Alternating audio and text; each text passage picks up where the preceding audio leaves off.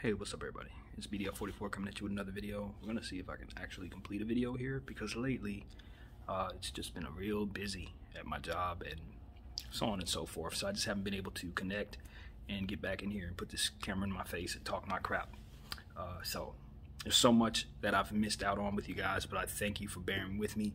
I'm gonna try to make it as consistent as possible. Hopefully things can change in my life quickly so I can focus more so on what I want to do here. But for the time being, I just got to keep on working my job. So it is what it is. I'll get to y'all when I can, and in the future I will be much more consistent once again. But in the meantime, I want to get on here and talk about the JBP, the Joe Budden podcast, because we've had a lot of new information, a lot of new conversations being had in regards to this. So basically now where we are from where I left off last in my video was we've had since several different separate conversations, meaning Maul and Rory have sat down together, talked about their point of view on things. Joe Budden has since had a podcast where he brought Ish and Ice back on, a couple of them actually, one on Patreon where he officially fired the guys, and then another that came after that where they kind of brought in a psychologist rather, kind of talk to Joe about some things. And I'm kind of in the middle of that podcast because I got derailed in watching that by Joe Budden's response on IG Live that I watched, about 30-minute long response on IG Live where he was responding to Rory and Maul's sit down that I'm referring to as well. So it's a lot of stuff to try to cover, a lot of new information. Well, I've had new information that have been on top of new information since I last spoke.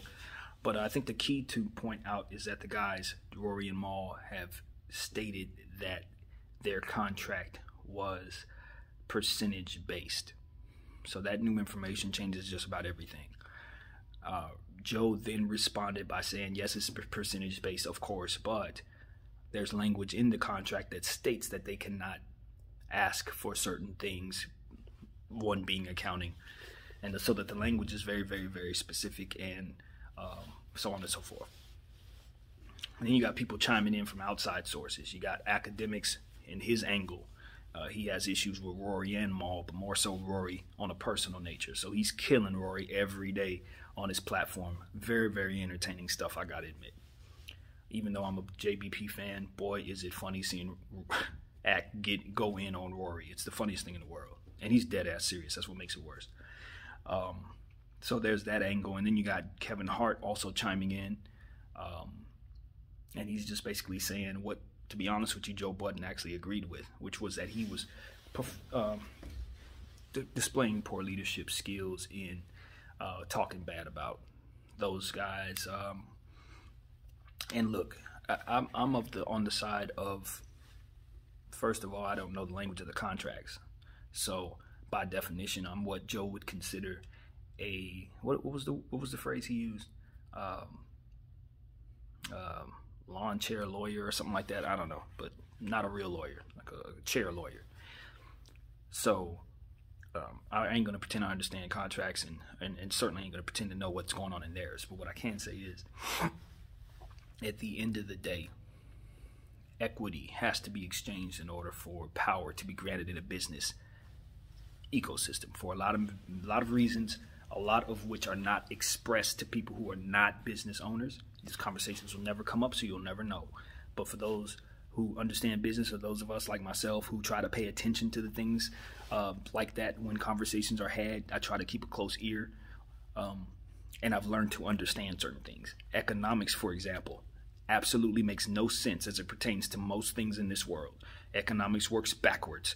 Trickle-down effect is what it's supposed to do in theory. All different stuff that if you apply the formula to other aspects of your life, you're not going to find the same context, the contents of it in the same context, rather. So it's like, you got to think backwards when considering business. You got to think backwards when considering economics. And that in and of itself is a universe all to itself, as I've said in previous videos. So now that I'm starting to realize that I was right and about a lot that I've said in regards to the JBP, it just makes me sad, because in being right, it makes me realize that this was an avoidable situation. And what was I right about? Well, at the end of the day, I said that Rory and Mal didn't quite have all of the business information that they needed as it pertains to understanding their roles.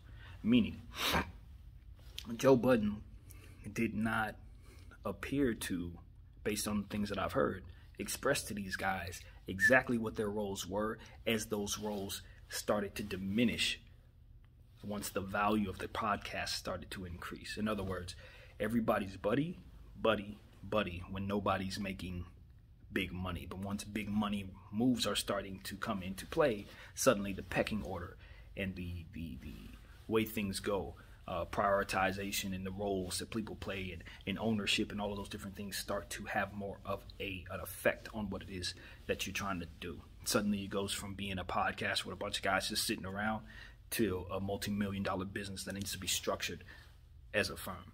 And listening to Rory talk, his initial statement in his response with Mal was, the gist of it was this: Rory asked for accounting, and his position is every time he does, it seems to be a problem with Joe Budden. He's constantly getting what they describe as defensive, more or less, every time he asks for money. Anytime anyone brings up accounting or anything of that nature to him, apparently it is a very big problem. And my opinion about that is layered, because like I said, I think I understand the position that Joe's in, but I also think I understand why he did what he did, and it wasn't by accident. I think he was being manipulative, to be completely honest. I think he was foregoing certain truths and kind of massaging certain things to keep getting from his friends what he felt he needed from them without having to, how do you say? I guess what I'm trying to say is, he didn't tell his friends everything they probably needed to know, because he probably felt they wouldn't pour their all into it if they found out what they weren't knowing. And with that being said, I just think that we've all learned a lesson about how not to handle business. You have to let people know what their roles are. And that's been my stance since the beginning of this conversation. It hasn't changed with new information. Your guys have to know what their roles are in the beginning. And as things change, they need to know things are changing. And as you start to evolve new dreams for the podcast, those changes need to be framed in such a way so that people understand what they're going, what they're involved in. Percentage-based contract. Joe says that it's percentage-based based on net profit from the podcast, meaning after taxes, only profits from the podcast. But here's the tricky part. Joe is investing money that he's not getting from the podcast into the podcast. You see what I'm saying? Now, it's his right because it's his podcast and it's his money. But he's taking money from, and this is his words, not just mine. He's taking money from Pull Up. He's taking money from YouTube. He's taking money from that place. He's taking money from that place. All of his different ventures that he has, his Revolt money, all of that, he's pouring into the podcast. But he's only paying his buddies from the profit of the podcast. Meaning that they don't get a cut of anything until he makes money. So if the podcast isn't profitable at all, which most businesses aren't early on, especially without a deal, they're not getting anything. Now, my question is, okay, we can point at them and say, why the heck did they agree to this bad deal? But I'm looking at Joe and I'm saying, why'd you give them that bad deal, fam? These are your friends. I'm going to tell you right now, here's a prime example of what I'm talking about. If I was to start a podcast with one of my very best friends, T, I'm going to make sure he's taken care of. The framework of the deal is not going to leave him out of the production of the deal. Do you know why? Because T is family to me. His nephew, I would love to put that kid through college. His cousin, the people that he loves, like, I love them too. They're like an extension of me in a way. Even though I have a whole big family that I want to take care of and all of that, they are a part of that family, even though they're not blood.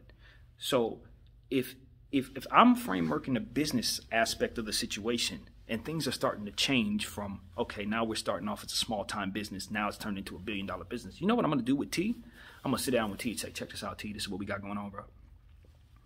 Now that things are starting to become profitable, the dreams are changing. What's needed to happen needs to change, and most importantly, your role is changing. If you believe in what we're doing here and you believe in me, I'm going to need a whole lot of faith out of you from here on out. Not everything I got going on I'm going to be able to show you. Not everything I have going on is going to make sense. If this is something you cannot do, I want you to walk away, and I'm going to make sure you're whole regardless, because you helped me build this thing, and I love you. That's literally all could have been done. I think if he would have came at his boys like that 2 years ago, do you know what I think he would have got? Bet. Or, I don't know, Joe. This ain't for me. One or the other. I think Joe was afraid of the latter, and because of it, he didn't allow them that option. He let them walk in the dark. He let them follow him into the dark. And what he thought he was leading them to wasn't what he was leading them to. Which brings me to the next aspect of this conversation. There are middlemen, lawyers, lawyer games, as he described, Joe described, going on. People telling people to watch out for this, watch out for that.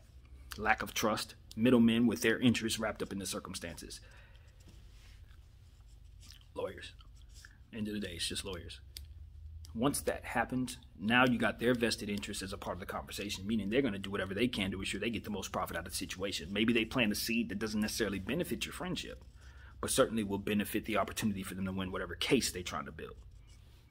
Now you're dealing with suddenly a middleman that has no emotional ties to your situation with a circumstance that's emotionally based. So this is what I think is going on. I think that they've let a fox in the hen house in a way. I think Joe is as knowledgeable as he is. I think maybe he might come to find out that there's some people around him that he's been trusting that maybe he shouldn't, and it ain't those two, Maul and Rory. And I also think that Maul and Rory might have something else going on in that regard the same. Maybe they got some people that they've been listening to that have planted some seeds in some very, very creative ways that now have put them in a position to be at odds with one another.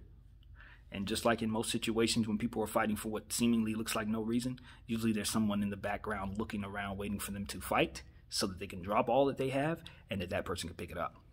I think that's what's happening here. It's a coup. I think Joe Budden is under attack. And I think his boys and he are all being played by some third party. And I think they need to be very, very, very eyes open about that aspect of the situation. Joe seems to be already on top of that.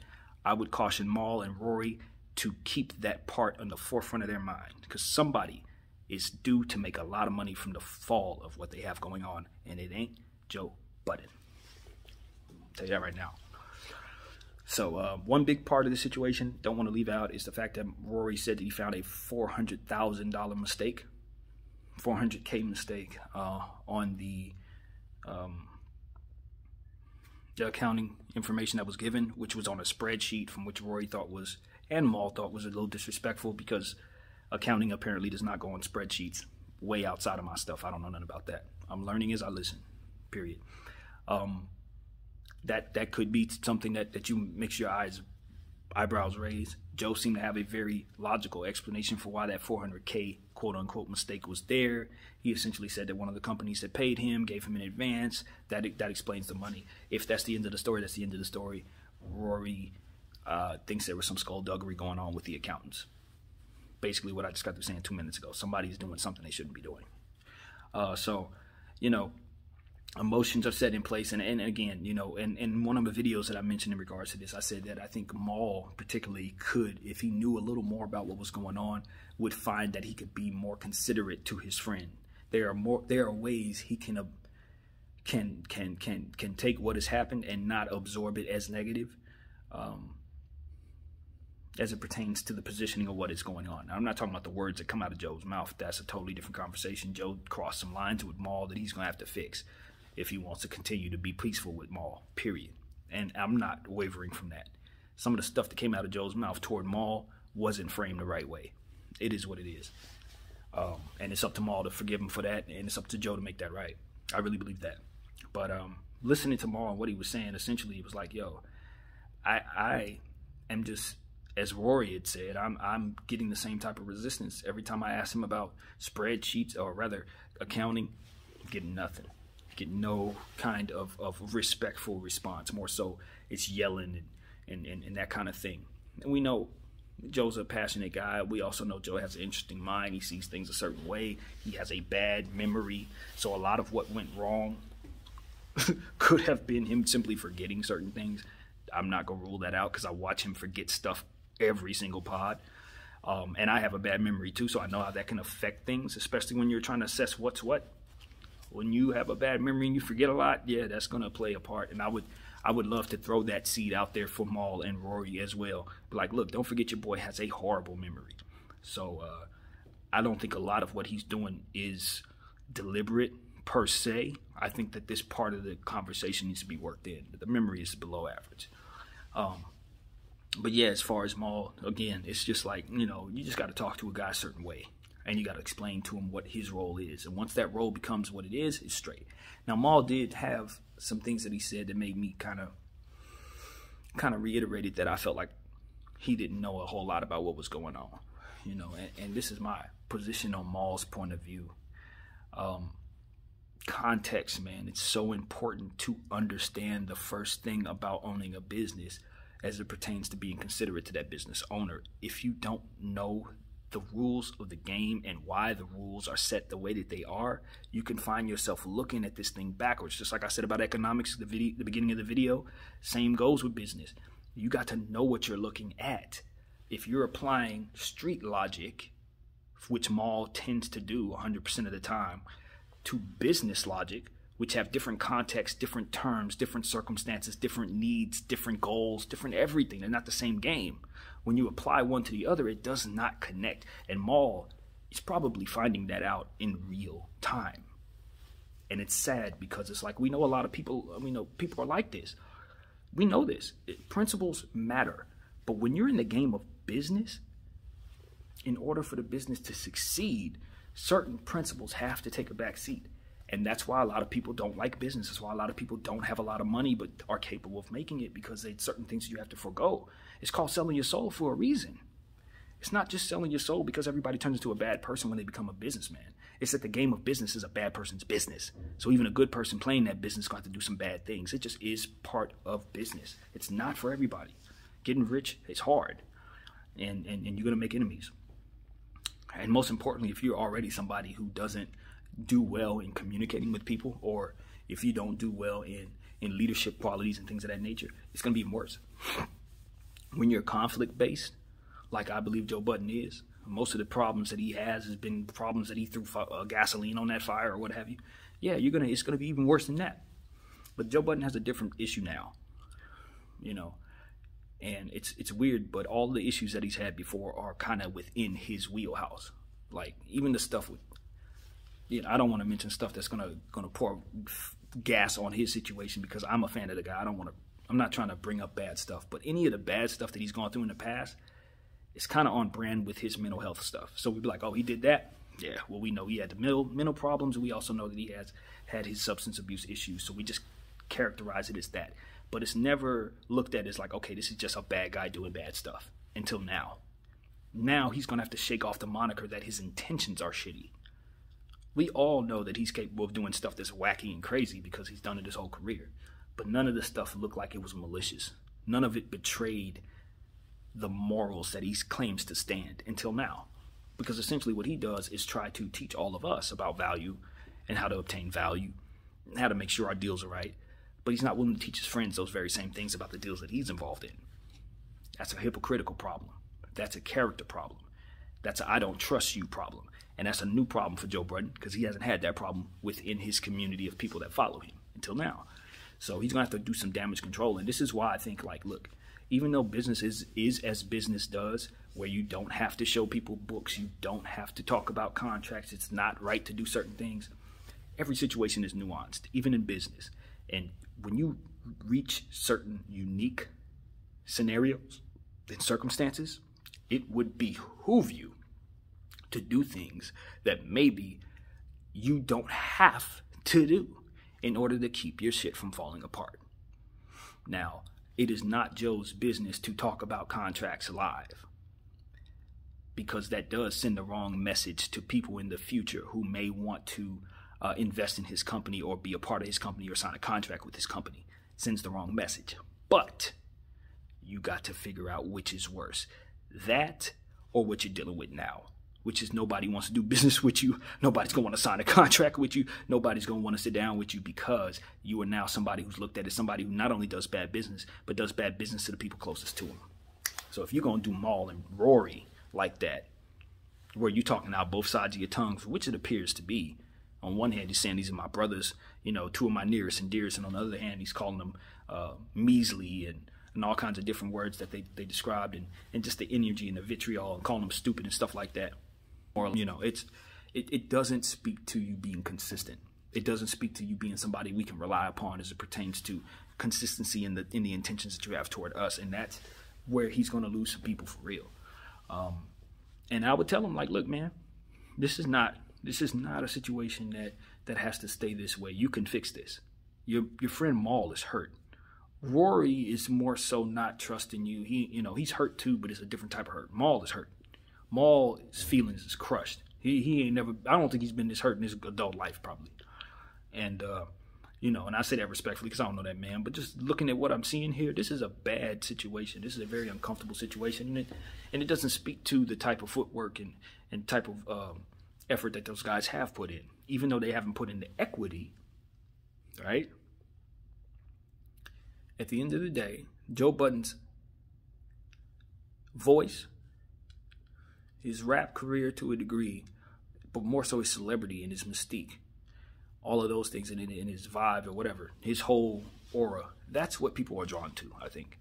I heard Mal say something along the lines of, it wasn't his rap career that brought him this far, as it pertains to the pod, because we built this together.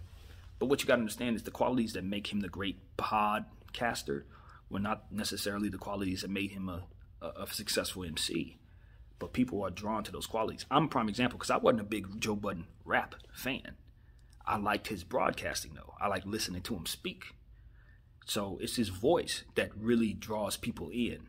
And then from there is how he views the world, how he views circumstances, how he tends to look at certain points of view from a perspective that most people don't.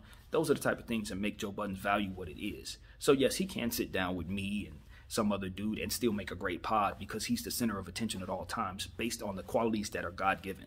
So for Mal, I would say, that's not accurate, bro. I understand what you're saying because you're saying, yo, he didn't sell out the so-and-so building without us. I was there. But he sold out this building with us. Clearly that's because of all of us. No.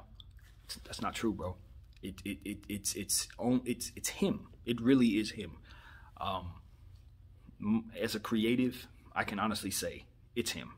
It's all about him.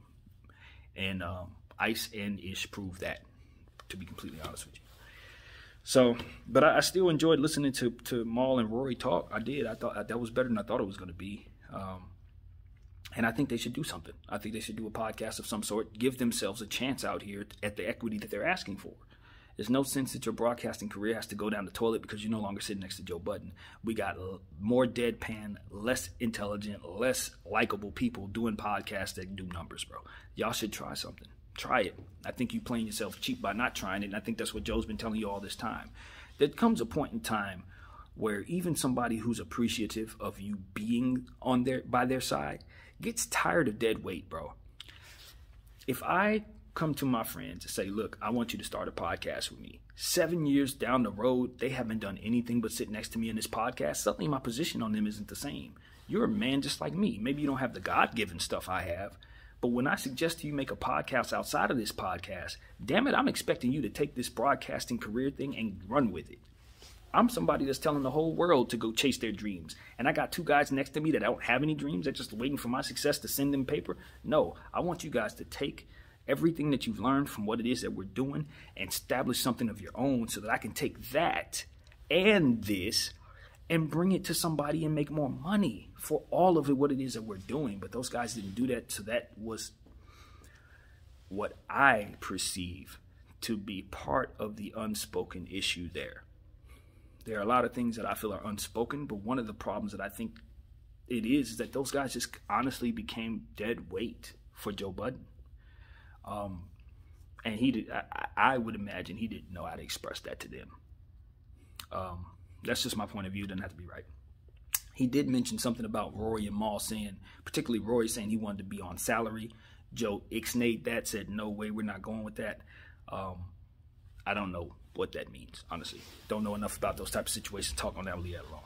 But that's for those who know business better than me. Maybe that means something to you. So yeah, man, I tried to hit on every point. I'm about 30 minutes in and on this. I'm sure you guys can turn this off by now, but I thank you guys for watching. I wish the best for Joe Budden and Rory and Maul and Parks and everybody involved, Savon, the whole team. I like all you guys, and I appreciate what y'all have done in helping my morale over the last several years. I'll continue to listen to the podcast. I'm not going anywhere. Rory, Maul, Ice-ish, I'm going to pay attention regardless. But I do wish Maul and Rory not only the best, but your own platform, bro. And it doesn't have to be just y'all talking. Come up with something creative. It could be y'all bringing guests on. It could be a music thing. It could be anything. But the fact of the matter is this. Before I leave, I'm going to say this, and this is really, really important. Rory, your name is on fire, fam. And it ain't got shit to do with Joe Budden.